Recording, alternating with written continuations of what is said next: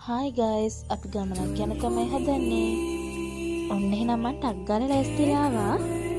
කොහොමද මගේ ලුක් එක කැතයින තමයි ඉතින්. ඔන්න ඉතින් මං හබියත් එක්ක යන ගමන් තමයි ඉන්නේ. බලන්නකෝ.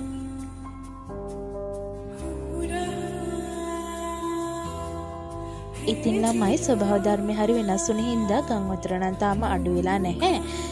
ගෙවල් යට වෙලා පාරවල් යට වෙලා කුඹුරු අක්කර ගණන් යට වෙලා මිනිස් ජීවිත කීයන්නන් නැති වුණාද ස්වභාව ධර්මයේ එච්චරම දරුණුද? ඔන්න එහෙනම් යාළුවනේ අපි ආ ප්ලේස් එකට. බලන්න යාළුවනේ ඔයාලත් ඇවිල්ලා තියෙනවද කියලා. ඇවිල්ලා නැත්තම් ඔයාලත් ඇවිල්ලා බලන්න.